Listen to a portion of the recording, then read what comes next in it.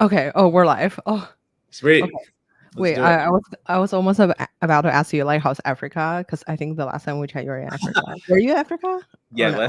last time we talked, I was in Cape Town. Went down there for basically from Christmas Oh, by until. the way, we're live. If this is like a not a public information, we can skip. But yeah. Oh no, I mean I don't Okay. care. Yeah. Yeah. Okay. So let's talk about Cape Town. So what happened in Cape Town?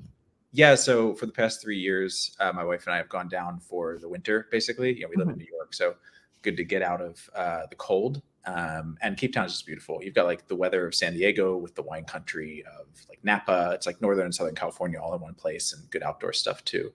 Plus, the food is amazing and super cheap. So it's literally like best of a lot of worlds. And so yeah, we've been down there, a lot of wine country time. Still working, but the time zone was we're 7 hours ahead when we're there. So yeah, I think when we talked last, it was like like 9 or 10 p.m. for me.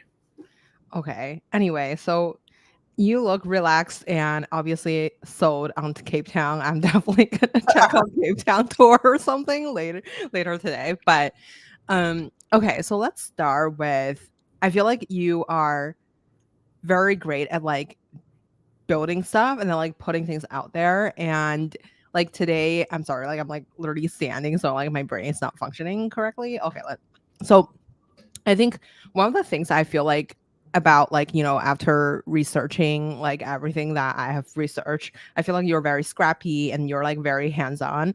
Let's start with like, how you got your first job in Silicon Valley. I know it's like, I don't know, maybe this is so dated, but like how do you like because you were able to land jobs at Uber, like Airbnb, and then without much of like a network in Silicon Valley, you went to University of Miami, that's for like a year or something.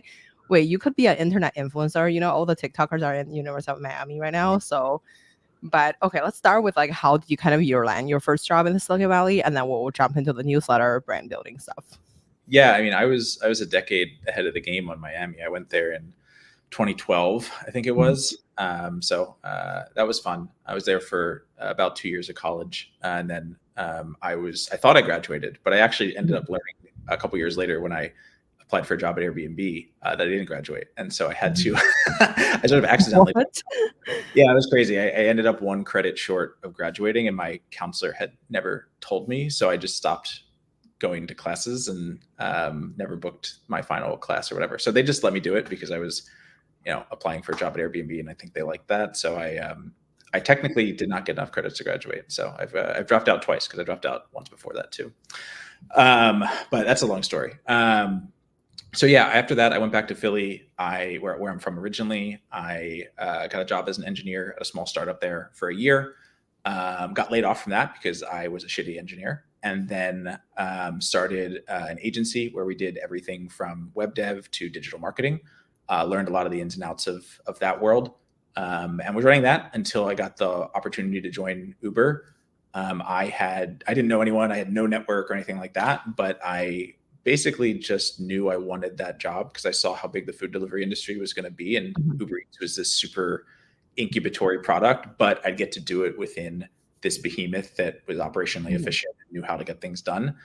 Um, so I managed to get that job. I cold emailed my way into it. What Talked what with would you say in these cold emails? I was just super concise, right? I was just like, hey, like I have this business that I've built. I've been an engineer before. I just want to help you build this. I don't care what my role is. I just want to get in there and do it. Like, Um, who would you email to? Like, is that on LinkedIn or like on Twitter? Like, I guess I wouldn't say who specifically. You don't have to give out the names, but like, I guess like the role of the person. It's like a chief product officer, or like, do you manage like a product manager, or message a product manager, or what is like the thing there? so a lot of people don't know that Uber Eats was actually started in LA as an experiment before it sort of went to Toronto and became a real thing and then expanded to other cities from there. I managed to get in contact with one of the people who worked on that original LA pilot and actually who had the Mhm. idea for the LA pilot. Mhm. Uh, excuse me. And we just hit it off. And so yeah, that's sort of how it went down. And then I went through the interview process. And I think I just, I came across as somebody who had no background in, necessarily like the operational Mhm. consulting style tasks that we were being required to do Mhm. in those early days to break things down and build the marketplace. My original job at Uber had nothing to do with engineering at all, actually. Mhm. But I think they just saw me as someone who was going to be super scrappy and get things done and prioritize, hitting the goals that we had. And so that must have shown through in some way. And so I packed up my life within the next 2 weeks and moved out to Santa Monica, and found an apartment on the way there. I think I was already in Vegas by the time I locked down an apartment. Without seeing it, I feel like I would have to like see the apartment before no, look, I mean, I had no network. I knew that this was my opportunity to break into the part of the world that I wanted to learn in and work in and be part of. Even though it wasn't in SF, it was, it was an incubatory business that I thought was going to be really big within this bigger company. So I knew I'd have opportunities. And I wanna ask I'm sorry that going into like so many details of your life, but like I wonder when you're like DMing them code or like you mentioned like you guys were hit it off. Is that like after you DM them, like and then you guys grab coffee or like internet coffee or whatever? Or like was it more of like the person from like a friend of friend or whatever, and then you were like hard selling them? No, they just flung me into an interview process. There was no pre-coffee, there was no pre-meeting. I was just on the spot and basically being told, hey, either perform in this or not. And I guess I did. So when like Uber Eats was launching, was Uber already like super hot to get in, or like was it more of like on the rise or something? No, Uber ride sharing business was, I don't want to get the exact number wrong, but I think it was a $10+ billion business at that point, maybe even 20 or $30+ billion business. But the Uber Eats business was tiny in a couple cities. That's it. Mm-hmm. You it sounds like you're a cold calling queen. I feel like king, but I feel like you need to like just like make that a business at this point, because I feel like so many people ask about like cold calling stuff, and obviously you're like very successful at it. But okay, fast forward to after you land the job at Uber, and you like land a job at Airbnb, and then eventually like Airbnb was like during lockdown everything's like everybody's gone, and like you started the Tulum like launch house, and basically fast forward to today, let's talk about like I'm sorry. I wanted to know like okay, so I feel like what you have done the best is like throughout the journey you've been like posting on social media, and then your following has been growing, and then now you have a successful like bootstrapped media business. um I'm sorry, let's talk about like I wanted to learn more about like when you're thinking about building a brand for yourself, what are some key things that you're thinking, or maybe you were just not thinking, you were just like posting, and then at one point it become a business. Tell us more about like how did you grow from, I don't know, like one follower to like over like 100K follower together on your social media today? Yeah, I mean, I was lucky in some ways, right? Like I was doing things that were interesting. First off, so this was, let's go back to 2020, right? This was peak pandemic. This is like 2020 summertime, right? So everyone's still in their apartments. No one's going out and doing anything. You're still in lockdown in a lot of places. And I had been living in SF for a few years, working at Airbnb, and I got laid off as part of the COVID layoffs. I sort of wanted to be laid off, but I got laid off. And I started a co-living house in Tulum. I basically like, I can't be in my apartment. I need to get out there and do something. And I wanted to be around builders because I knew I wanted to build something after getting laid off. And I was like, all right, I need to be around other people who are doing this too. And so I booked a house in Tulum. I put like $25,000 on my credit card. I had no plan. I had no one committed or anything. And I just started, cold emailing, cold DMing my friends and people that I knew throughout the, startup world, and tried to convince them to leave their safe apartments to come live in a co-living house in Mexico with me for a month during the pandemic. And it worked. After I talked about 100 people, 18 or 19 committed to it, and we went down there. And I think that's just like a very interesting thing. It's very like counter thing to what a lot of people were experiencing and doing. So there was this huge appetite for like, why the hell are these idiots going down there? What are they doing? I remember when you guys first started, like my friends were saying like, we're gonna be on a reality TV show. I'm like, what is that? And then they're like, actually, we're at this house that's like, with a bunch of founders. This is like the TikTok house for like founders or something. And then I just like Googled it, and I remember like seeing you guys like popping off. Yeah, I mean, we actually were in talks with a former producer of The Bachelor and a few of the streaming services to do a show at one point, but we decided to build a venture-backed company instead. That was the choice we had to make pretty early on. And so, yeah, so we did that. It was just very interesting. So any content we made about it, people were just like starved for that interesting content. So I guess what I would say is if you're looking to sort of get the word out about what you're doing, start to build a brand for yourself. You have to identify those opportunities that people wouldn't expect and sort of put out interesting content about what you're doing. But the key thing is to actually be doing an interesting thing in the first place. And so it's your knowledge of what market are you operating in, what are people's expectations, Mhm. and then sort of going after something counter to that. Okay, so I have like 75 questions. Let's start with my first question. Okay, let's say if you're building a newsletter for like emerging manager, or like if you're trying to grow your Twitter from like, I don't know, like 500 follower to like 50K follower within a year or so, what would be like your kind of way to either testing out your niche or like testing out your content to, you know, like, I guess like what is the playbook you would use to like actually test this out? Yeah, I mean, there's a few components of growing a social following that I think a lot of people don't talk about. So Mhm, one of them is just like identifying the right people in the niche. Like you need to understand mhm, who you want to speak to, and you need to understand who has those people's attention today, right? So mhm, first, identify who those people with the 50K, 100K, 500K followers are.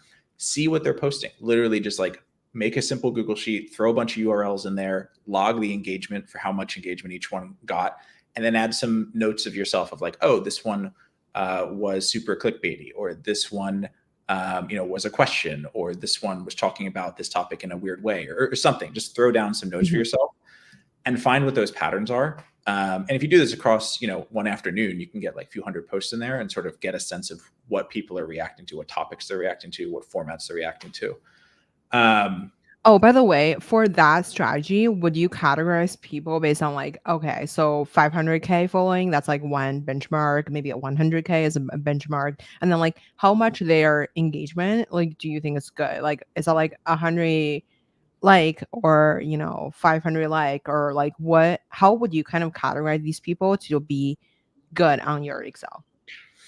I mean, just look at the ratios, right? So if someone's got 500,000 followers on LinkedIn, but they're getting 100 likes or reactions per post, that's way Yeah. worse than if someone with a small following would. So you just need to look at the Mhm. ratios. Got it. But I think once you do that, that gives you a sense of like, okay, here's what I want to talk about, and then think about how you can layer on a different perspective that folks might Mhm. resonate with. Um, the second thing I would do is build relationships. This helped me Mhm. a ton. So, again, we were really fortunate to be building a company that people were really interested in learning about and learning about us and who we were. What that led to me to be able to do is meet these really interesting people who have built their own followings, their own personal brands, whatever the case may be, their own companies. Um, and because of that, they were interested in my content and they were engaging with my content. And that exposed my content to their audiences. And if the content resonated with those audiences, those people became my audiences as well. And a lot of creators will have these little engagement pods where they'll share posts back and forth and they'll comment on each other's stuff. That's just sort of like, the secret of social media. Most people who grow fast on social media do it because they have help from people who've previously grown fast on social media. Mhm. But you can only do that if you have those relationships. So I think I'd prioritize those relationships. But if you can't get them, or if you feel like it's hard to get them, or going to be too time consuming, that's why we built Megaphone. So Megaphone's an Mhm. engagement network that A I've been building. plug. Yeah, I got to throw the plug in there. For the past 6 months, we have about 250 creators on the platform today in various niches. And you can use it to engage with them, build relationships with them, and get them to amplify your content to their audience just by sharing the URL of the post with us. So you can check that out in my profile for anyone watching. Amazing. Okay, so let's talk about like, so what's the sentiment of like, I know that when you launch Megaphone, like a lot of creators are interested in like purchasing the service, or like people are interested in purchasing. How do you convince like people to like, I guess like people at scale to join as like the commenter? Because like I think like I don't know if people ever question like, okay, so sure, I could like get like a like, or I could get like amount of a certain amount of money for like engaging with the content. But however, like I'm sure like the bigger that content gets, like they don't really want to like. or comment on random stuff. So I wonder if there's like even any kind of friction, or like you feel like people just don't care. No, it's been pretty easy to get creators to sign up. And the way we've done it is by giving them control. So they Mhm. can limit the amount of posts that we can send them per day. So some people only do Mhm. 1 or 2 posts per day. Some people do 10, whatever they want. They set their own prices. So they determine Mhm. how worth it is it for them to engage with something. And our Mhm. algorithm will only offer them posts that have the budget to meet their requests. And also, I think they like getting exposed to people who are growing in their niche. They like to build those relationships too. And so, yeah, we've sort of just taken something that they do on their own for their friends and let them Mhm. monetize it. And so we have a strong creator referral network as well. No one can join Megaphone as a creator unless I personally know them or they get referred by someone I personally know. Mhm. That's not going to Oh, by scale the for. way, I still have to join. I feel like yeah, I'm sorry. I feel like completely, I was so excited because I feel like this is like a really cool stuff. But like, how do you make sure that it doesn't like really get banned by any kind of social media? I feel like they always have some sort of detection to like make sure it's like, I don't know, organic or something, or if there's like absolutely no one cares anyway. Yeah, so I mean, I've spoken with folks at some of the platforms, and they're supportive of what we're doing because a lot of this stuff sort of happens in the back rooms today, and so they're sort of happy that it's coming into an actual platform that's reputable and run by someone who is also reputable. Mhm. Um, but also, I would say that we've had zero issues with any of our users or creators ever. Literally zero. We've been doing this for we started in July of last year, so I've been doing it for coming up on a year soon. And I also know how AI-based, machine learning-based systems work. I built machine learning models when I was at Uber for a bit. So we have some safeguards built into our algorithm and our matching process to account for that. But the last thing I'll say is that as the network grows, it becomes harder and harder to find patterns about who is engaging with who because the people who you are engaging with will be more varied. So we're trying to move fast, grow as fast as possible to build that network to be super large. I wonder, this is just like one part of your business. You also have the newsletter as well as like your community and everything. I wonder if you're starting out today, like, so we talk about social media following, basically study like the bigger players, maybe engage with them using Megaphone, or like you just engage with them in general, or like build the relationship. When you first started, I guess, like, how did you kind of like meet the creators in general? And then how do you kind of like think about like leveraging, like, I guess, like, if let's say if I'm like a really random person, I have like, I don't know, like 200 followers, and then I want some account like to comment on my page, but like if as a startup founder, or like a bootstrap founder, or like just anyone in general, if they only have 200 followers or something, and then they want to tap into the bigger network, besides like paying, because I assume like not everyone have thousands of budget to pay everybody and like to like actually grow that way sustainably. I wonder how would you kind of like navigate that situation to get to a place that they could be able to afford Megaphone, or like able to actually do the paid growth. Yeah, well, I mean, I would say that Megaphone is nowhere near that expensive. Most people spend between $20 and $30 to boost a post, Mhm. and that gets you engagements from a few creators in most Mhm. cases. So definitely nowhere near 1,000, unless that's how much you want to spend. You can always support Mhm. that too. But yeah, if you're in a situation where you literally want to spend zero money to grow your account, that's Mhm. fine. What I would do is just start, adding value to people who have larger followers than you. So try DMing people, try getting their attention. Look through their content, look through what they're doing, what businesses are they running, where's their focus, what are they trying to build, and offer some way to help them with that. I've had people do that for me who've gone on to work with me, or who I've referred to other people to Mhm. work with them. Um, and the other thing I'd say is that, go back to what I said at the beginning, make that list of people who are in your niche, not just study their content, but also go in there and set an alert for when they're gonna post, get notifications whenever they do post, and then go in there and leave either thoughtful or funny comments, either one, but it Mhm. has to be one or the other. If it's thoughtful, that'll lead to more people checking out your profile and maybe following you as well, because you'll Mhm. sort of ride the impression wave, right? If they're going to get Mhm. 100,000 impressions on a post and you have the most thoughtful reply, then you're going to get a good amount of those impressions on your post too. And so it's sort of a way to get out there and build that following. If you're just shouting into the void from your own account, no one's going to see it, right? And so Mhm. you need to put yourself in situations where you can be seen. The other benefit of that is that if you are engaging with their stuff on a regular basis, unless it's like very clear that you're just like engagement farming and engagement baiting and all that, um, if it is actually genuine and organic, then they'll recognize you. I have people who comment on all of my stuff on LinkedIn. I have people who comment on all my stuff on X. I have people who reply to every one of my newsletters, and I know them. Like if they DM me, I'd be like, oh yeah, it's that person. Of course, I'm going to reply to this DM. Mhm. So yeah, that's what I'd say. Totally. How long do you have to kind of oh, by the way, hi, Shashi. I just wanted to say hi to the audience. Okay. How do you navigate that, like, how many engagement do you have to post, like, to to get the attention of someone like yourself? So let's say if a person just comment on, like, I don't know, it's a 10 newsletter, or like it's a like 200, like how much effort should one put in to, like, actually engage with a creator? I also saw a lot of bots. So, like, I mean, I don't know if there are bots, but I know that the comment was like literally 6 seconds after you post something, and then like it was like pretty like AI generated vibe. It's like, yeah, I don't know. Yeah, there's some AI tools that I've seen that let you sort of like, you see something in your news feed, you press a button, it generates a response, you click post. Those are so obvious, and like if you can tell when someone's using AI, someone can tell when you're using AI. And so I don't think we're at the point yet where those tools are going to actually become that useful. Mhm, They're cool and you can check them out, but that's part of the reason why we have focused on the distribution side of things at Megaphone rather than building AI tools for content creation, which is something we will do, but it mhm, has initial priority because the tech isn't quite there yet.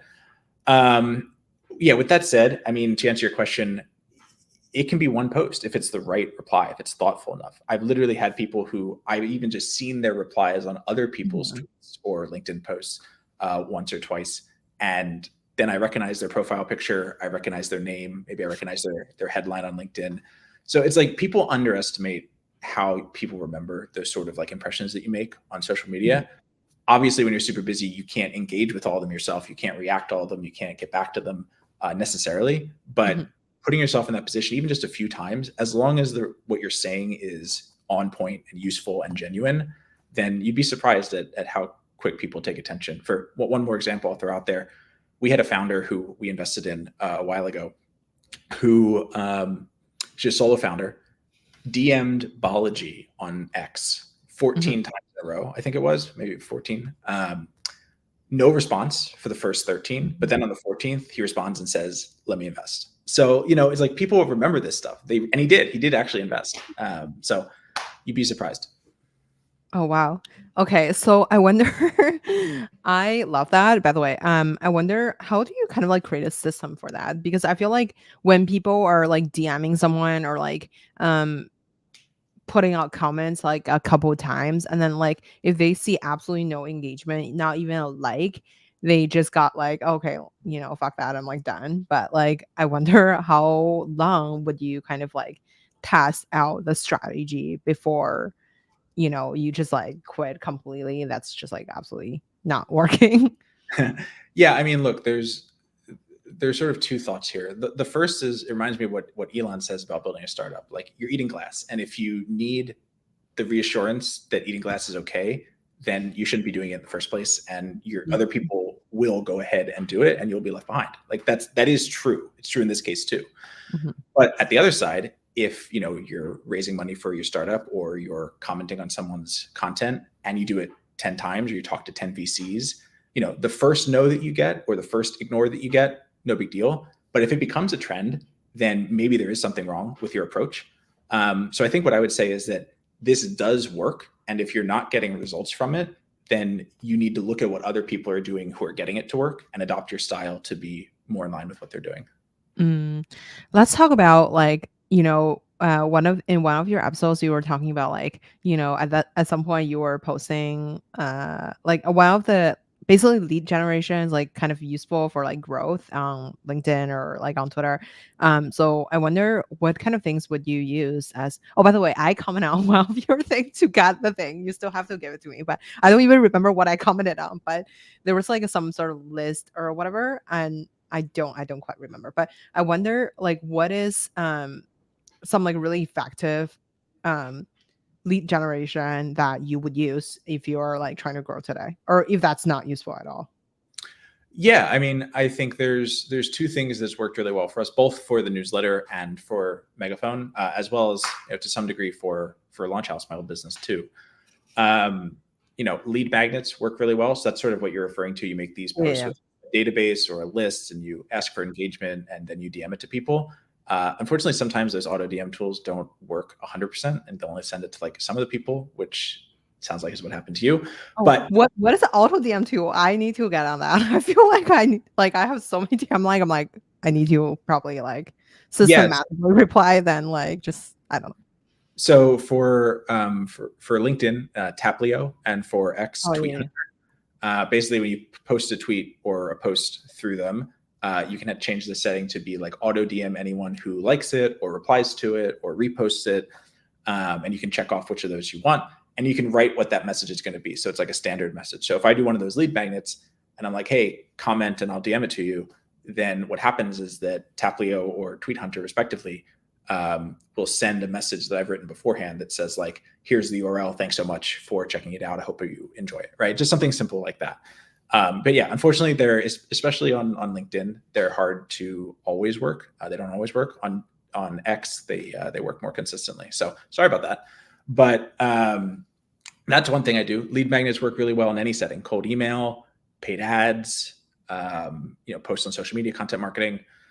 Literally anywhere. The second thing I would do is, just try to get exposure to new audiences, right? So that's sort of again where Megaphone would play in. When you were sending out the lead magnet, like I guess like where do you guys get the list in the first place? And then like I'm always sensitive about like if I'm sharing, let's say 100 investor information, like wouldn't the investors like sue me or something? Or like they just like don't care if it's like their company email or something.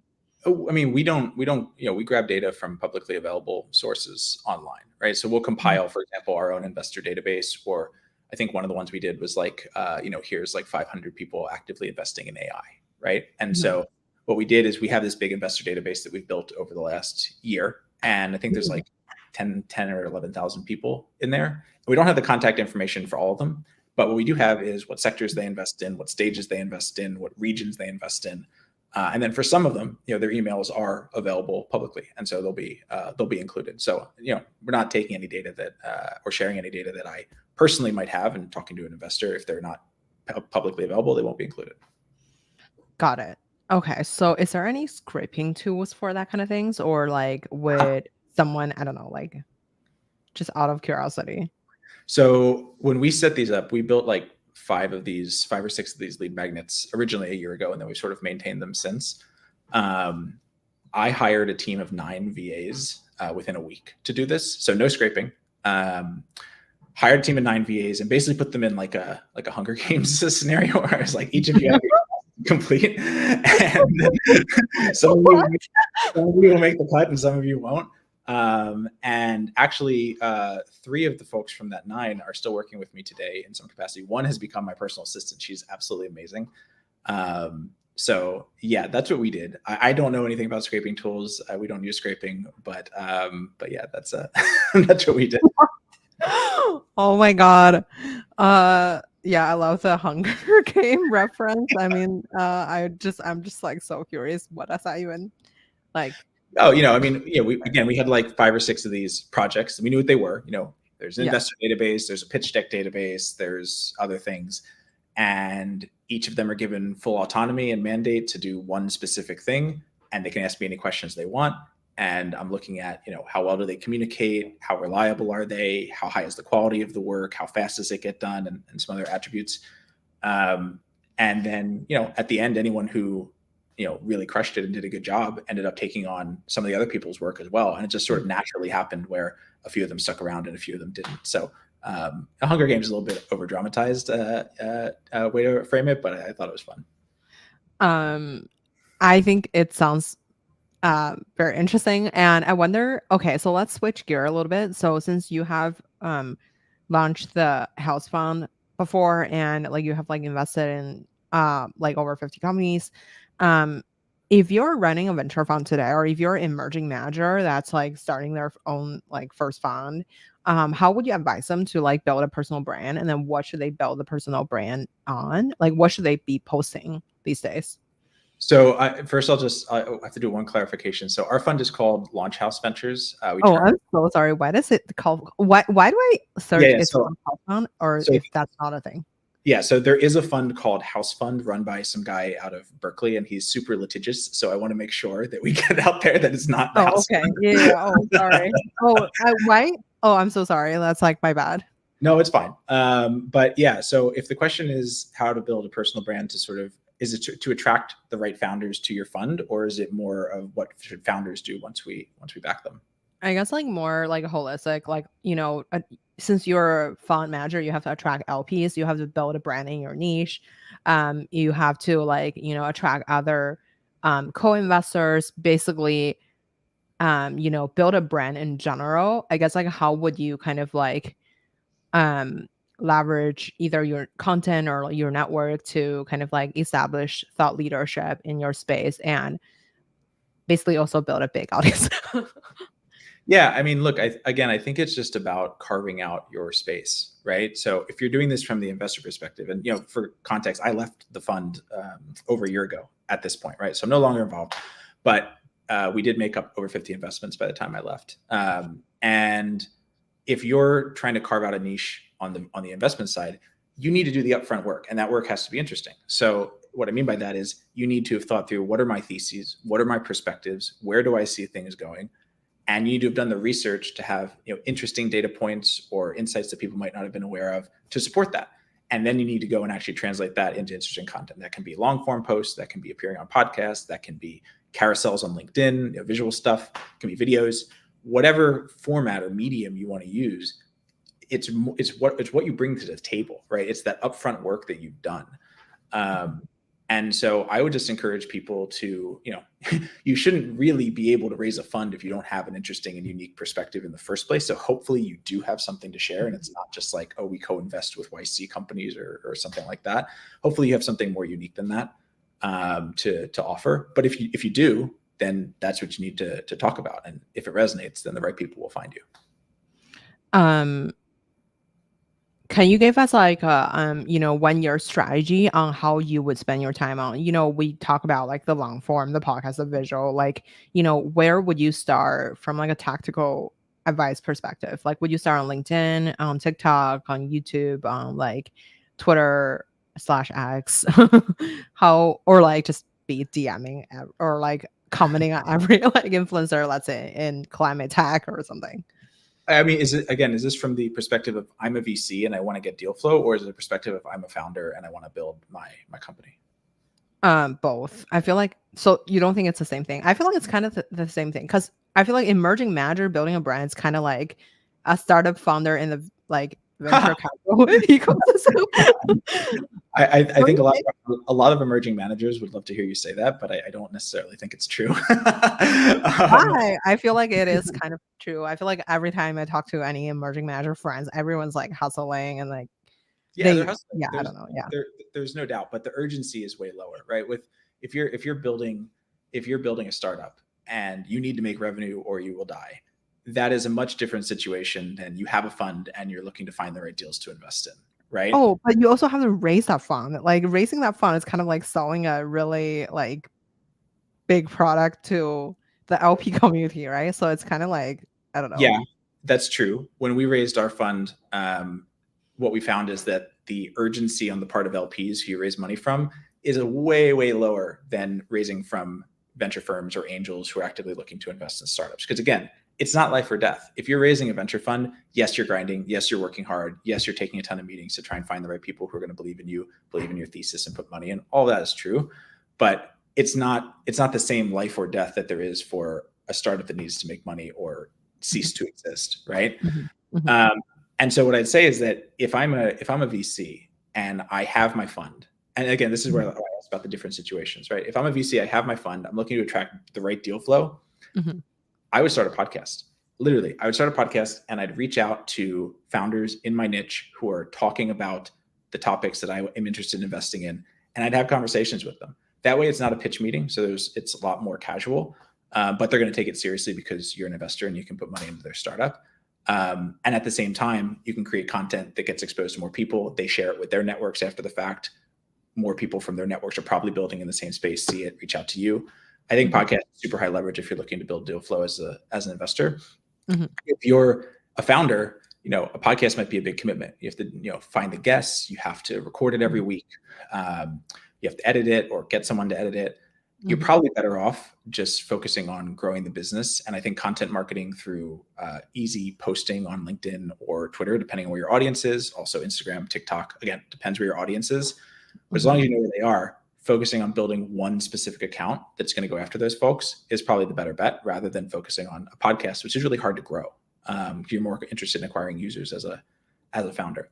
Now, the third case, if you're a potential VC, an emerging fund manager, doesn't have the fund yet, wants to build connections with LPs, neither of those strategies is going to work that well. Your best bet is to find champions who already have deep relationships with LPs and people who are going to put money into venture, and have them walk you around to meet with these folks, right? Because those folks are not going to reach out to you on social media and be impressed by your podcasts and say, hey, here's $300,000 to go invest in startups. Like, it doesn't happen like that much. You're way better off getting a warm intro from some champion who knows 10 different people who might do that, and maybe 3 or 4 of them invest in your fund. How would you convert those champion from like a weak tie relationship, like a cold call by person, to become a champion for you too? So yeah, I mean, it's tough because again, the urgency is super low. So what you really need to do is focus on getting that relationship to a warmer state over time. You're not going to have a cold call with somebody that you've never met before and then have them go walk you around to 10 millionaires that they know to put some money into your fund. Like, it's not going to happen.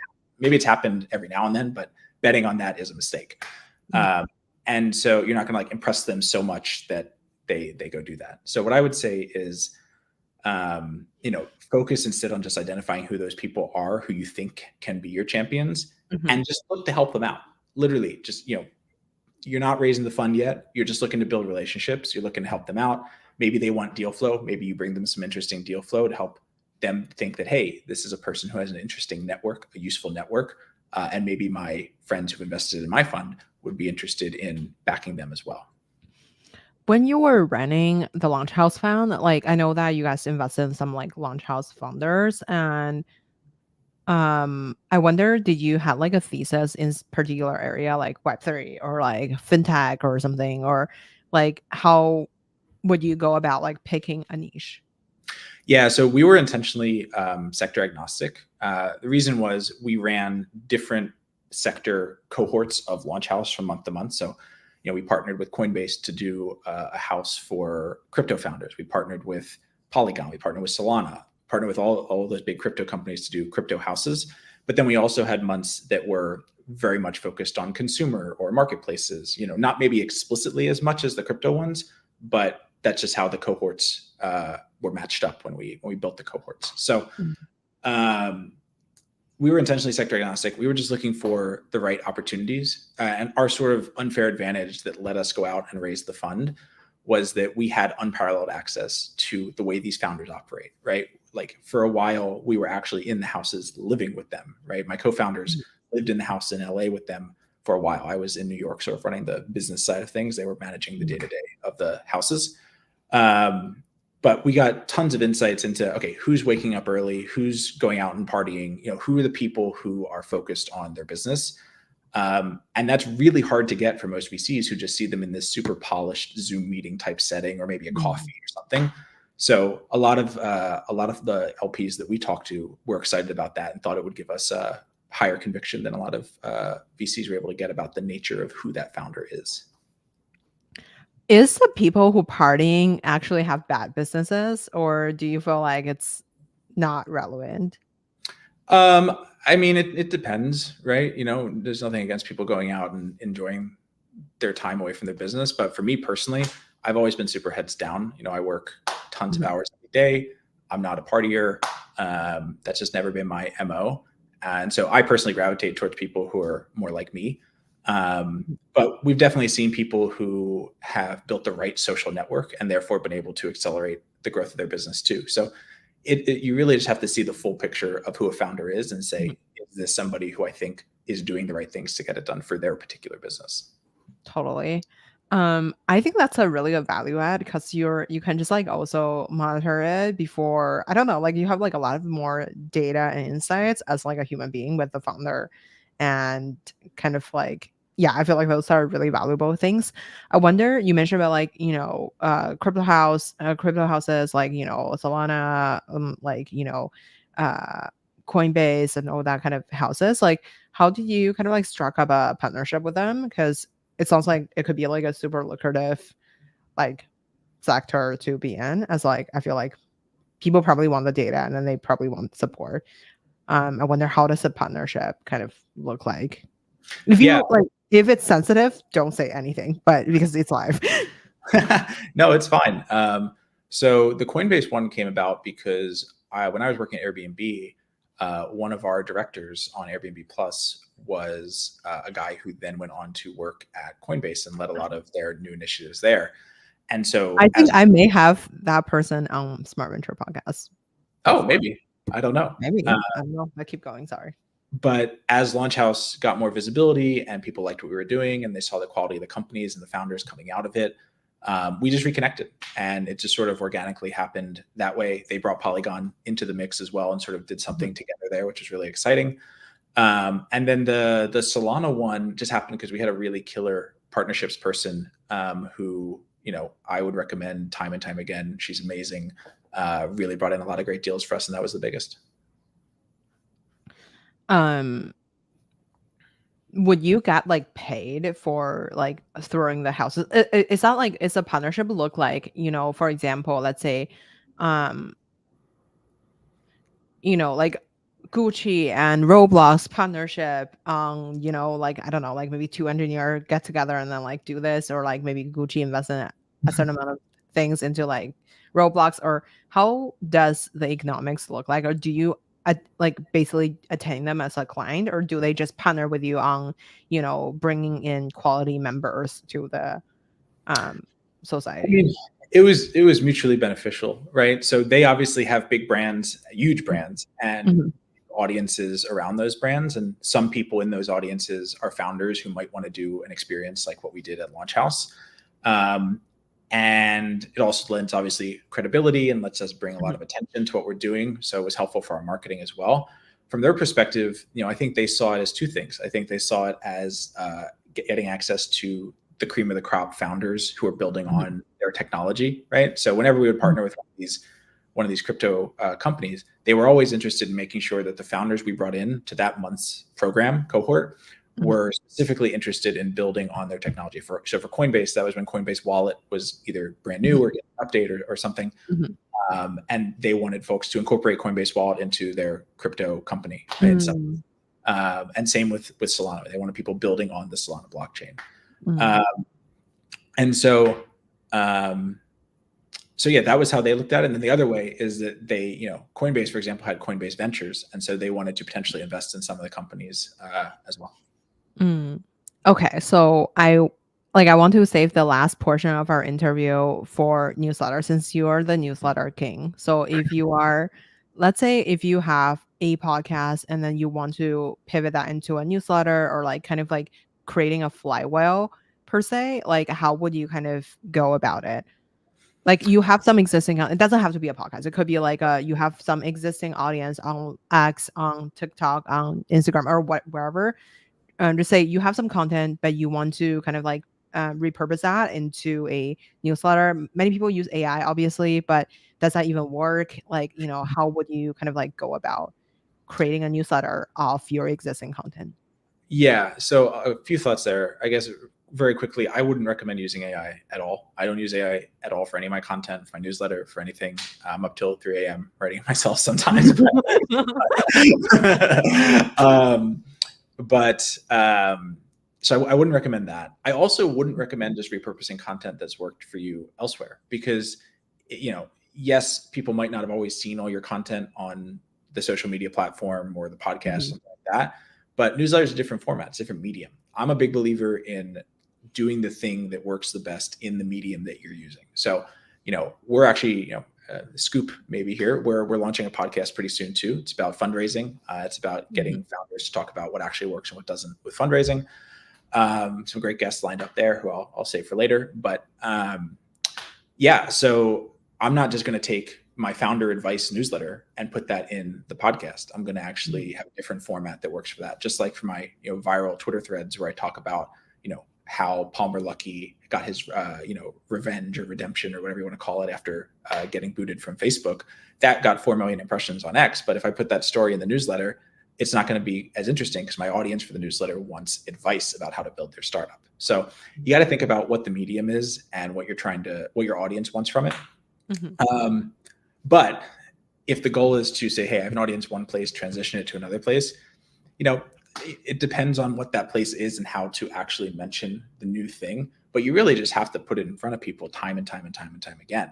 For every thread that I wrote on X or viral posts that I had on LinkedIn when I was starting the newsletter, I would plug a link to it at the end, like, hey, enjoy this thread, check out the newsletter. And that's kind of cringe, right? But you have to be willing to be cringe if you're willing to sell out for what you're doing and be all in. Cringe is not embarrassing. It's just what you have to do. And so that's what we did. And that worked to get the initial bit of newsletter off the ground before we were able to leverage things like paid ads and stuff like that. So you just have to show yourself at the end of the day. Let's say, what would be 3 topics you want to talk about? Let's say for maybe emerging VCs, trying to raise funding from LPs. I've moved pretty far from that, where I've been part of the fund for over a year. So that hasn't been top of mind for me. Yeah. Okay. What about just say your sector, say founders trying to raise from VCs? What would I want to talk about? Yeah. What would be 3 subjects you would talk about if you're starting today? Let's say if someone who's starting today and then they don't have your level of following, what would be the first, let's say 3 subjects you would talk about? Well, I think at this point, maybe this has always been true, and maybe it's that thing where it's never totally true. But at this point, there's a lot of people on X or even with newsletters who are or on LinkedIn who are talking about their sort of their knowledge of being a founder, their experiences of being a founder. And that stuff can always be valuable, but it's hard to stand out if you're starting now doing that. I was lucky that I started my Beehive newsletter pretty soon after Beehive was, a company before they really blew up. And so I was able to benefit from being one of the first, startup founder advice focused newsletters on Beehive, which, helped out a lot. So I think if I was going to start now, I wouldn't talk about that. I would talk about my very, very specific niche and just be the best person in the world at that niche. There's some guy on Twitter I saw who's all he talks about is watches, right? And trading watches. And I don't trade watches. I personally have no interest in trading watches. Not that there's nothing wrong with it. But this guy knows everything about trading watches and he puts content out about it. And so if he's building a product or a business or a startup around watches, I'm going to trust him. I'm going to have some level of belief that he, maybe I don't know how he is as a founder, but I know that he knows watches, right? I know he's a specialist. And so I think the key is, Greg Eisenberg talks about this a lot. You have to go one layer deeper on the niches than you used to be able to go on content marketing.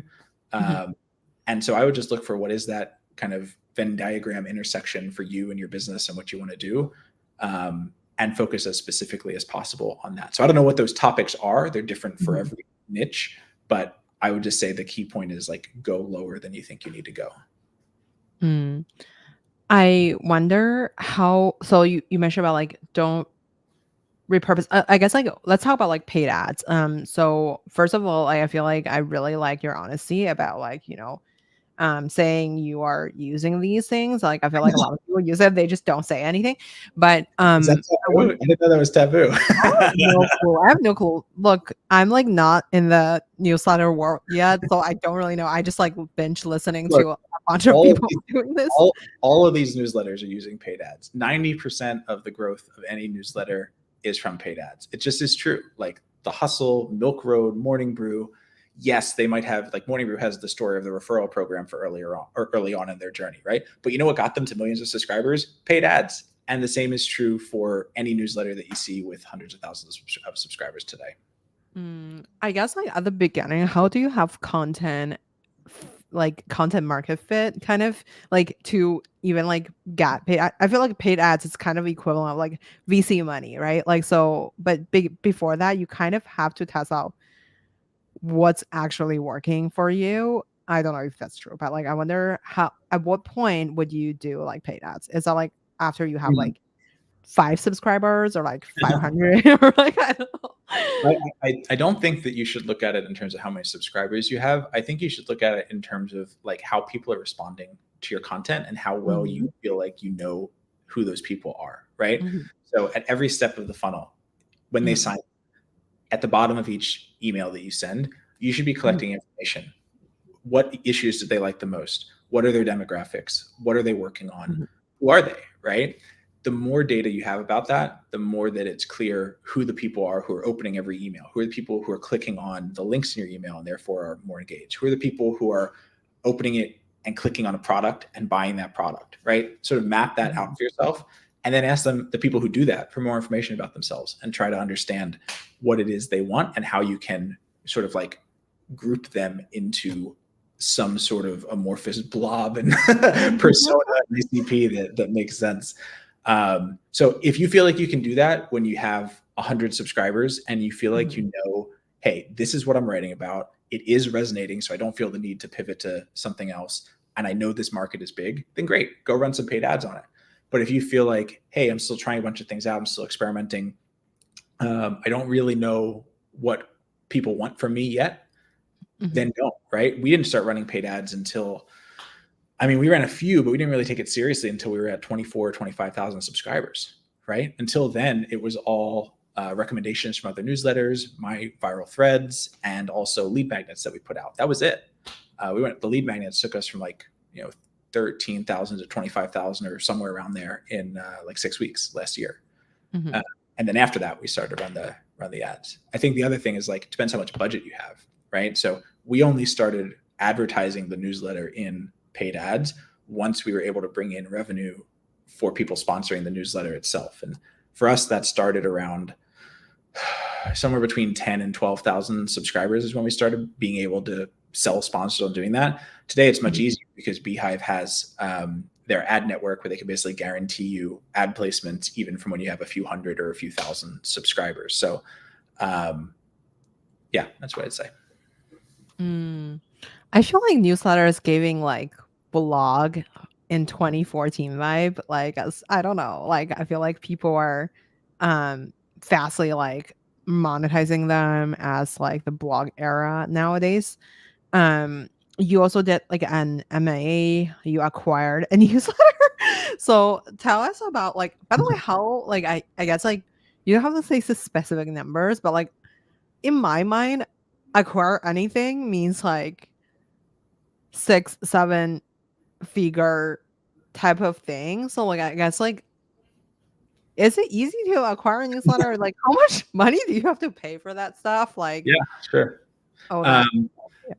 I think the first thing I would say is that, to your first point, the value of building an email list and a newsletter and why people are doing it so much right now is because it's unlimited shots on goal, right? So Mhm, I built an audience of founders, which is a super valuable niche to build in.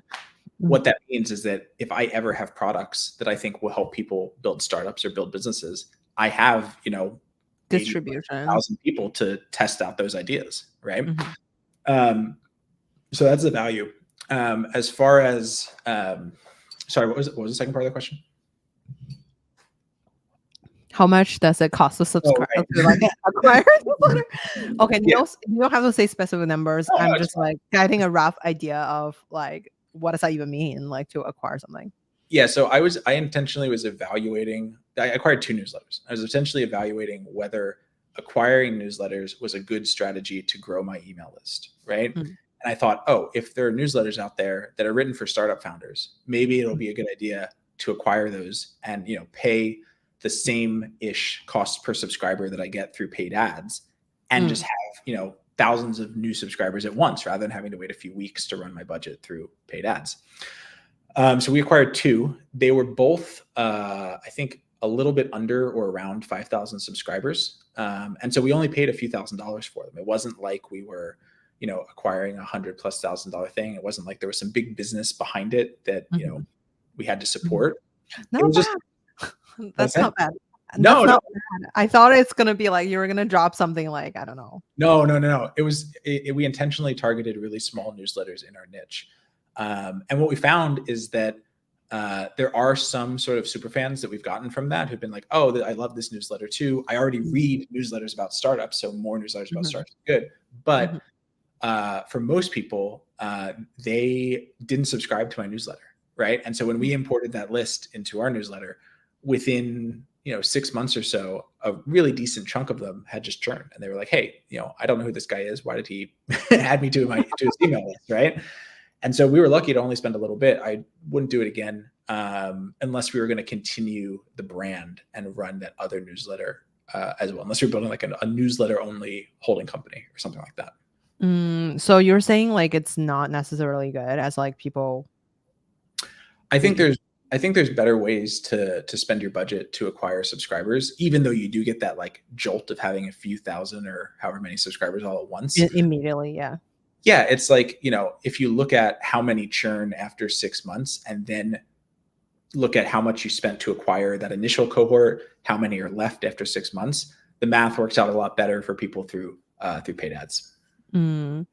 I wonder, I know that you also sell some digital product, like either subscription or like some consulting things. I wonder, are those like big within your like, Houck ecosystem set of like products, or like how do you kind of like I mean, these days we're focused, Megaphone is our focus for sure. It's growing really fast. We currently offer content creation like ghostwriting through Megaphone as well. So we just started that last month. We're already doing over 10K MRR from it, which was exciting. And I think that can grow to be a good cash flowing part of the business and kind of support faster growth also for the SaaS marketplace side of the business. So that's the main focus. I do some very limited like startup founder to founder coaching. We'll talk about fundraising. We'll talk about growth. We'll talk about product. I try to limit that because I want all my time as much as possible focused on Megaphone and the newsletter and the community. But I do some of it. But other than that, we have an annual membership. You get extra editions of the newsletter. You're going to get extra bonuses to the podcast when we launch that in a few weeks.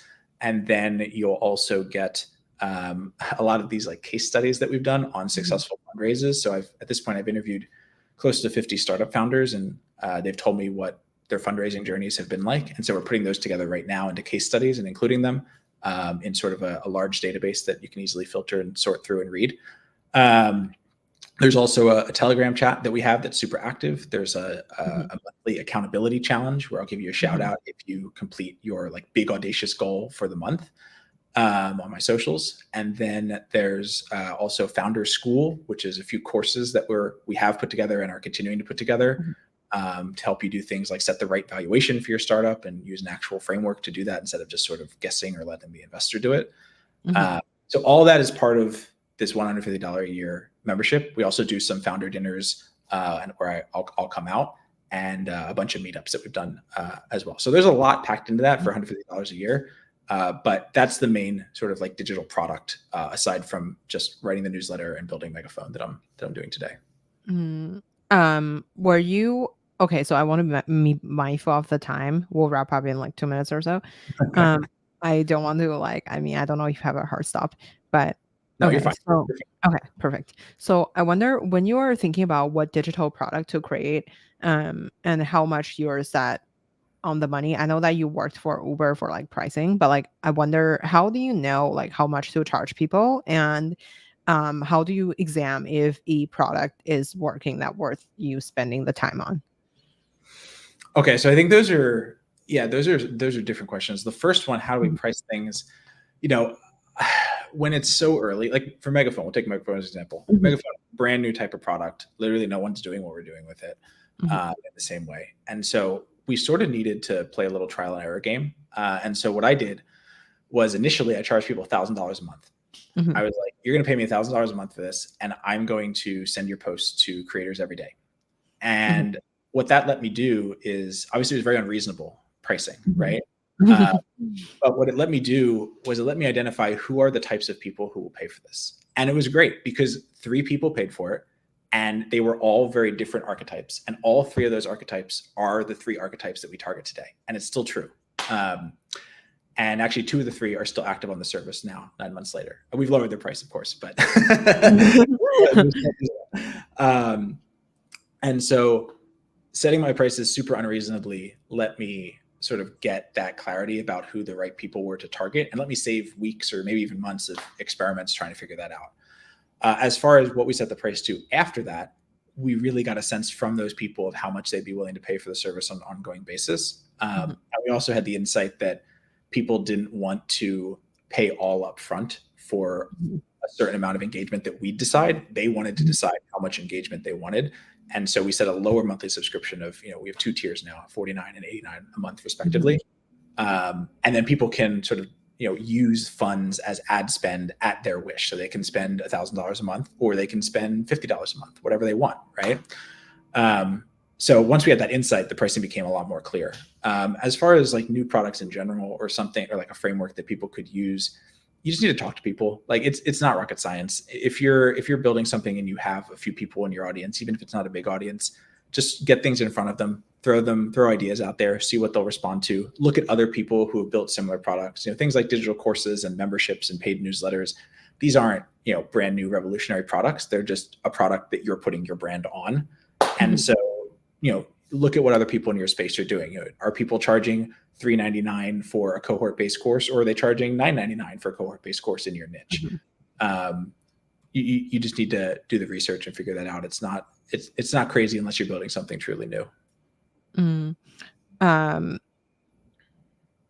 Thank you. Okay, so let's I don't want to waste too much of your time. Let's end with a 1-minute fire round. First question, what's your favorite book? Man, it's been a while since I read a book. That's embarrassing. What about content diet? So what do you kind of read as newsletter and stuff?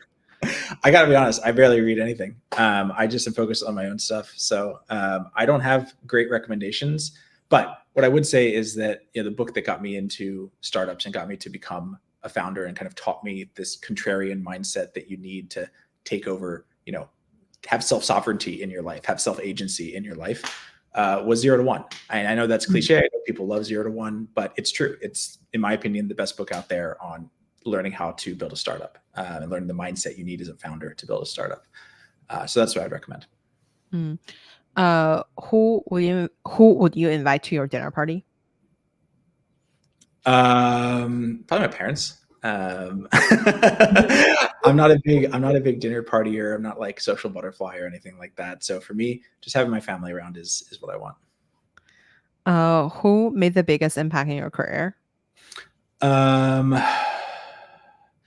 I guess it would have to be the early folks at Uber Eats who gave me a shot when I had no network and had no connections. And, there were those folks on the early LA team, and there also was someone on the product team who helped me expand beyond engineering, data science, and operations into thinking about things as a product manager and thinking about how to build a product.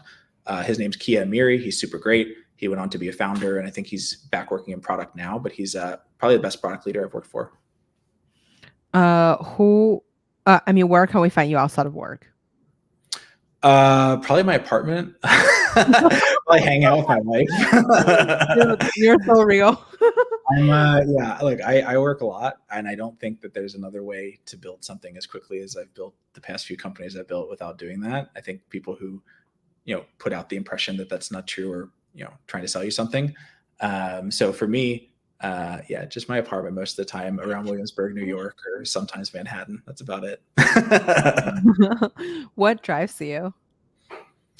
I just want to be self-reliant. I want to be able to not have things sort of I don't want to be vulnerable to outside macro influences. I want to have my life set up, and I want to be in control of what that is.